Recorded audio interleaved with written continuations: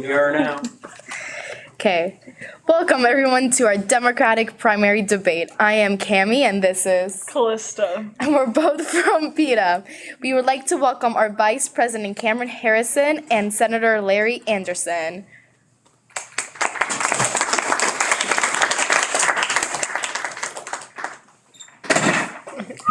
For tonight's debate, candidates will have 1 minute each for an introduction. We will then pose questions submitted by interest groups. Candidates will have 1 minute to answer questions and will be permitted a short, no more than 1 minute rebuttal. If a candidate is having difficulty waiting until their turn and it is creating a chaotic atmosphere or the debate gets out of hand in any way, time may be deducted from their response and rebuttal times.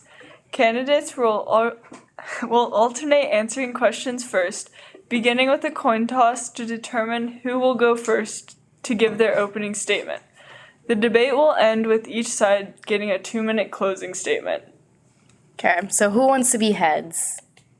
I'll take heads. Okay. Yes. Do you want to do the coin toss? Oh, okay. Oh, gosh. Guys, I don't know how to do this. Just throw it. Okay. Heads. This is opening statements, correct? Yeah. Yes. Hello. My name is Larry Anderson. I'm campaigning mostly to fix the divide we have between the rich and the poor, the upper class, the middle class, the lower class. But really, I aim to be more than a politician. I don't just want to be some guy in a suit giving you empty promises. I want to see what is wrong and I want to fix it. Okay. Hello everyone, I'm Cameron Harrison. Thank you so much for being here with me today. I'm so excited for this. If I'm elected president, my main goal is to make America safe. For women, for children, for men, for immigrants, for straights, for gays, for animals, for everyone. To make this happen, I plan to address the issues of legalizing abortion, making it easier to immigrate, and increasing incentives for companies to become green.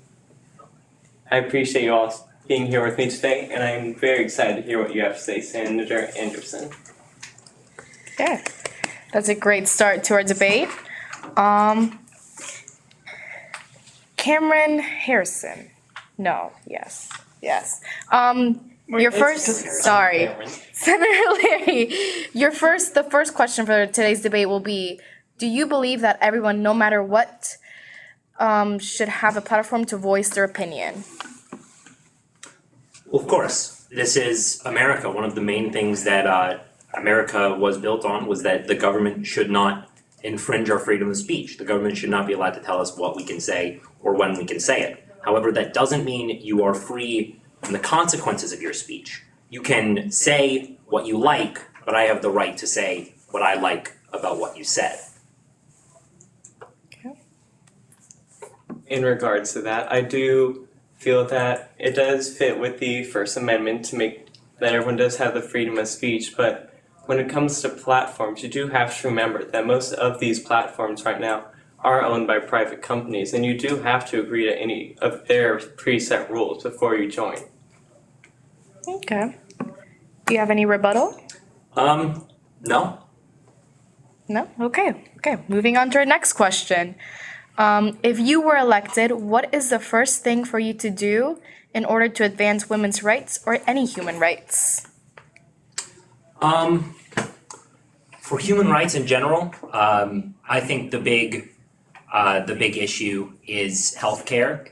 Healthcare should be a human right. It should be something that someone has access to. An American citizen should not be forced to choose between being healthy and putting food on the table for their family. For more specifically for women's rights, in addition to ideally bringing back and codifying Roe v. Wade into law, I think that strengthening anti-discrimination laws and also focusing harder on their actual enforcement rather than just saying, oh, we have those laws, you can't do this anymore. Concentrating on actually enforcing those laws with employers. Okay. I think a main thing with women's rights that I would like to focus on would be giving them the right to have an abortion again, as I just feel that's such a slap in the face that was taken away from them. It is their body, and I feel like it should be their choice whether or not they want to have an abortion. Perfect. Do you have anything to say back? No, I agree completely. Okay. So, what strategies will you use to ensure lab animal rights? For lab animal rights, I would make sure to go in for any I think the should be complete ban on any cosmetic animal testing, as that just does not seem necessary. And for medical related animal testing, I think there should be a much stronger push to alternatives like using more human groups and or the newer alternatives that have been found. In terms of the testing of cosmetics on animals, there is one reason for that and one reason only. It's cheaper than hiring a human to do it. Banning the testing of cosmetics and makeup on animals would not only increase the number of jobs, it would also serve to protect the rights and well-being of those animals that are having the cosmetics be tested on them right now. In terms of laboratory testing, I think that increasing regulation, requiring a little bit more development into a medicine or something before it is tested on an animal is the best way to go forward from here. Requiring more research or testing on a drug before it goes to animal or human trials would reduce the amount of that testing that is actually occurring. Yeah. Rebuttal? I'm good. Yeah. Senator Larry, do you believe everyone should have the right to vote, even immigrants in the country legally? Yes. If you are living here, regardless of your citizenship status or any other cultural or financial or locational background, if you are living here, what happens in the government affects your life. It affects how you live and what things happen to you. So anybody that lives in America should be granted the right to vote, because otherwise we are denying them the ability to control their circumstances and have their voice heard, regardless of whether an immigrant is here legally or illegally. They are still a person, and they still have the right to make decisions and change the country in which they reside. I feel that when it comes to voting and the immigrants and things like that, I do feel like you should be a citizen if you do want to vote, but I do feel like we should make it easier for people like illegal immigrants to gain citizen status so that they would be able to participate in our government. I also feel that we need to make sure that everyone in our country, even like our territories, have the right to vote. So, President Harrison, the Animal Welfare Act requires pet breeders to be licensed with the USDA. It also regulates the treatment of animals used in research and testing. What do you think about the Animal Welfare Act? How would you change it to make it more effective, or would you make it less effective? I think it is a very good starting point, but it is also reaching 30 years old at this point, and there definitely can be some changes made. I feel like, as we discussed earlier, there can definitely be more added to the discussion of lab animal treatment. I also feel that there could be more added to treatment of animals in like a meat production plant and things like that, as they live in terrible conditions. And I feel like that is something that should be improved upon. I agree. I also think that we should, when it comes to regulating the breeding of pets, for example, I think that the licensing required for that should be much more difficult to obtain. Right now, in terms of animal rights and that sort of thing, we have a crisis of sorts. We have a whole lot of animals, and nobody wants to adopt them because a lot of people value an animal with a more pure bloodline higher. So they go to a breeder to get a pure pet, whether that be a dog or a cat or even sometimes a lizard, whatever it is. They go to a breeder when there are hundreds of thousands of perfectly good pets in adoption shelters and things like that. So I think tightening up those restrictions on animal breeding would really sort of alleviate that issue. Okay. Nice. Larry, Senator Larry, I'm sorry. Will you visit the Middle East if you're elected to form connections?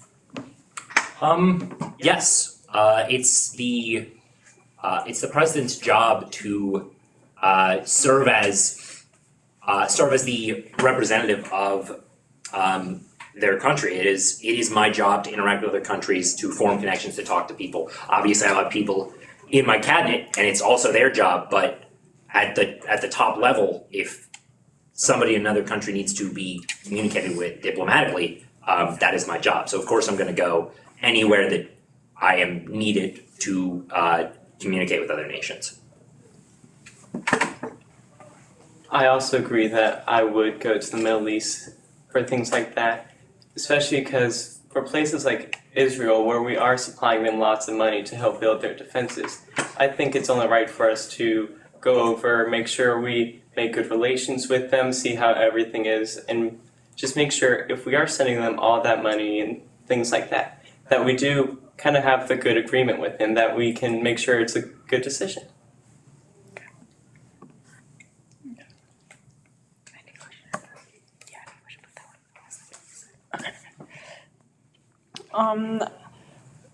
Vice President Harrison, how do you think the U.S. should work with the United Nations? I think the United States should continue working with the United Nations as it can help protect us and as well as other countries, but it can also help us protect other countries in different ways, such as what's going on in Ukraine right now. Instead of going over there and directly fighting in hand-to-hand combat, if you will, we are with the UN making sanctions, which we are still trying to help the fight, but in different ways. I agree. The United States needs to continue participating with the United Nations. The United Nations was created in the interest of peace. And I think we can all agree peace is something pretty good, and we could use a little bit more of that. I think that staying in the United Nations is going to be the best way to avoid further war and further bloodshed. And I think that's something that's really important for everybody to strive for, but especially us as the United States. Okay. Senator Larry, what is your spirit animal and why? My spirit animal? That's a very good question. So you know those dogs, not like the big like wolf, like husky ones, not like the really small, like the really vicious jaws, like a medium-sized dog. I think one of those, because I'm not vicious like a small Chihuahua would be. I'm not like extremely overly aggressive or anything like that. But I don't like to think of myself as particularly innocent or puppy-like. I think that's sort of like you would usually find a larger dog would be. So I think a sort of medium-sized dog would be my spirit animal. Okay, a good middle. I also thought of a dog when you originally said that, but I was thinking more of just like the family dog that everyone seems to agree with, and everyone just they enjoy. It's a family dog. You love your dog. Just making good relations with your dog, and always nice to be around.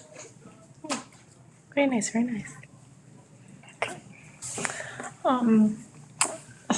Vice President Harrison, How would you decrease gun violence in the country?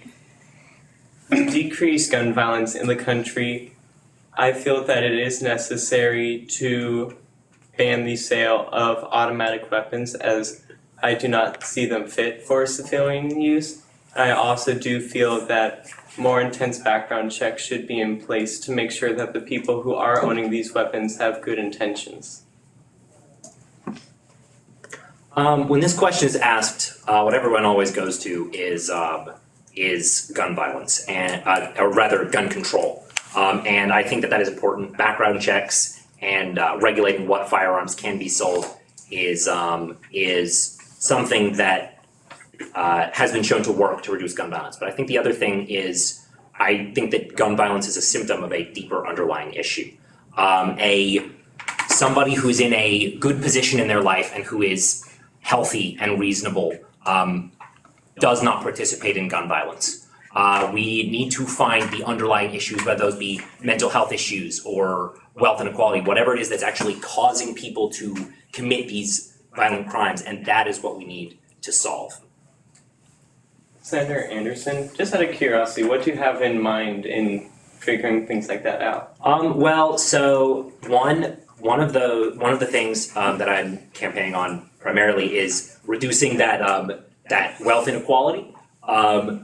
Any sort of most violent crimes are committed because the person has no other option. If we prevent someone from being so poor that they don't have a choice other than theft or other crimes, then we would significantly reduce gun violence. And access to free healthcare, mental health services also would help to reduce the amount of gun violence that would occur, especially in schools, because gun violence that occurs in schools typically tends to be the result of some form of mental illness or psychotic break.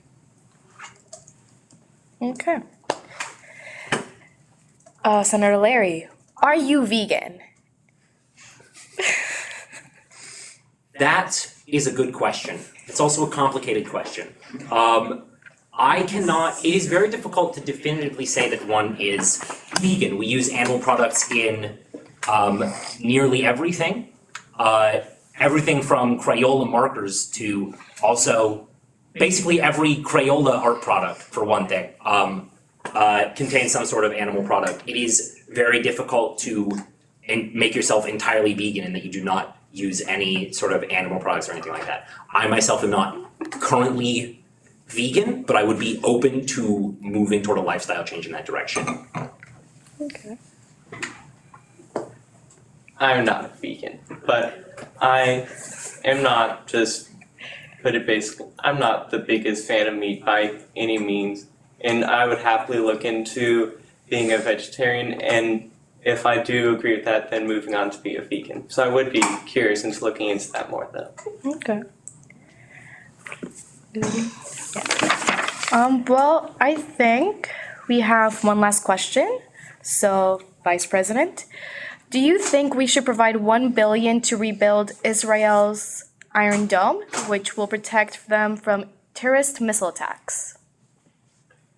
So we have already committed sending them money through 2028, and I do feel like we should continue with that promise. And as I stated earlier, I would like to make sure I keep a good connection with them, possibly going over and visiting them and just making sure, hey, this wall is being worked on. It's a good use of our money, but I do feel like it would be helpful to them. I agree. We should follow through on our word. If we've committed to providing money, we should provide that money. And defensive things like the Iron Dome are a noble and valiant effort. Defending innocent people from terrorist attacks is a noble and valiant thing. There is still something to be said for escalation, and I think that it's possible that there are better, more peaceful, social and diplomatic ways to resolve these issues rather than continuing to increase. You increase your defenses, they increase their offenses. Suddenly, everybody's twice as bad off because we've all been pouring money into making ourselves stronger. rather than just doing what we always had to do, sitting down and talking to each other. Okay. I take it back. I have one more question. Do you have a pet? And if so, what's the name of the pet? I have 4 dogs total, 2 being Bunker and Wesley, and 2 being Bruno and Georgia. And I do love them very dearly. How do you treat them? I treat them with love, and I do try and respect them as much as possible. I try to be careful with them. My dog Bunker, he's more recently been having trouble mobility-wise, and I've been making sure to help him when it comes to things like stairs and things like that. I have a dog, Jack Russell Terrier. His name is Joe. He is, I've done my best to provide for him because he is getting on in years. He's almost completely blind. He's entirely blind in one eye, mostly blind in the other, and he's gone completely deaf. He can pretty much just see shadows, feel vibrations, and smell. So I've tried to sort of restructure the way I behave with him to accommodate those issues while also not rearranging furniture, for example, is something you don't want to do with a blind animal because they get used to things being in a specific place and they have trouble understanding that things have moved. I also have a lizard, a blue-tongued skink named Mercury, although it is mainly my sister who takes care of that, who has a enclosure that's 2 to 3 times larger than the minimum required and has adequate enrichment and play structures within it to keep him entertained. Perfect. Okay. Well, thank you so much for answering my questions today. We're gonna have you start with your 2-minute closing statement. I just want to close off by once again saying that I will do my best during this campaign not to just be another politician, to be just a person who listens and understands and tries to do what they think is best rather than going where the money is. I'm not just another guy in a suit. I want to be honest. I don't want to make empty promises or anything. I don't want to commit to things right now that I'm not able to do because I know once you vote me in, there's nothing you can do about it. I want to make promises, keep those promises, and get the job done. I will again reiterate that I think that we need to close that wealth disparity. I think that wealth equality is very important and that we need to improve healthcare. That's all I have. Perfect. In closing, I just feel like it is always important to remember that everyone has their own opinions on how America should be running. Not one person has all the answers. I know I do not, and I know Senator Anderson also does not, but I do appreciate you taking the time to listen to some of my opinions on these matters. And Senator Anderson, I appreciate getting the time to spend with you and debate you a little bit. And as always, please make sure to vote. And thank you so much. Perfect. Okay.